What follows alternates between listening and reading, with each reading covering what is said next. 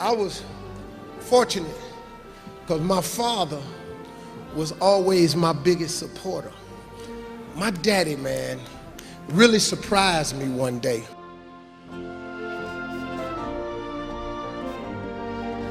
I had a teacher in the 6th grade, and we had been out on summer vacation, and when we came back the first day of school, her assignment was, write on a piece of paper what you want to be. I wrote on my paper, I want to be on TV. I thought you could be whatever you wanted to be. Ain't nobody never mashed it.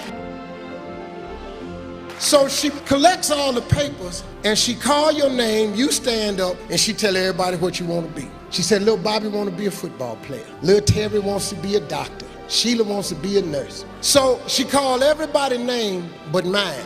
She got to mine, she said, little Stevie, stand up. So I stood up, and she said, come up to the front of the class.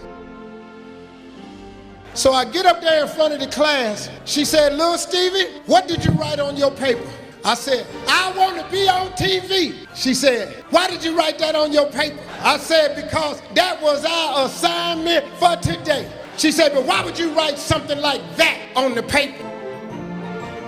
She said, well, I'm going to pin this note on you, and you're going to wear it home, and I'm going to call your mother and tell her you up at this school being a little Mr. Smart Aleck. So she pins this note on me, and she done called my mama, so I can't take it off.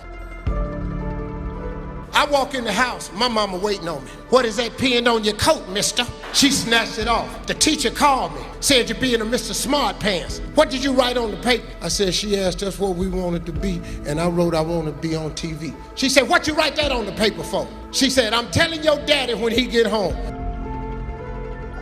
My father came home, she said, Slick, which was my daddy's nickname, your boy been up at the school being a smart aleck. Now, I already know I'm gonna get a whipping for this. She said, tell him what you wrote on your paper. And I said, I want to be on TV.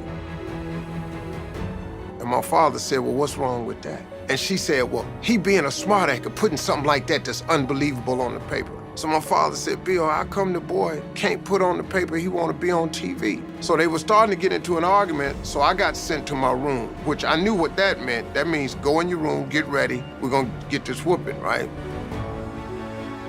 So I go in my room, and after having a discussion, my father came in the room. He said, all right, this is what I want you to do. What does she want you to put on your paper? I said, I don't know, Daddy, like a basketball player, what all the rest of the kids wrote. He said, well, put that on the paper. Take that to school tomorrow and give it to her. Take your paper and put it in your drawer. Every morning when you get up, read your paper. And every night before you go to bed, read your paper. That's your paper. What he told me was a principle of success, that if you write it down and envision it, anything you see in your mind, you can hold in your hand. He knew that, and so he gave that to me.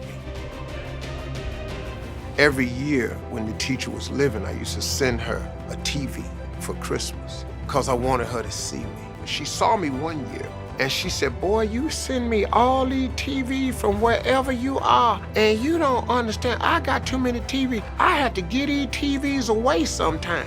I know, it's all right, though. And I kept that paper, and that little boy with the stuttering problem is on TV 7 days a week.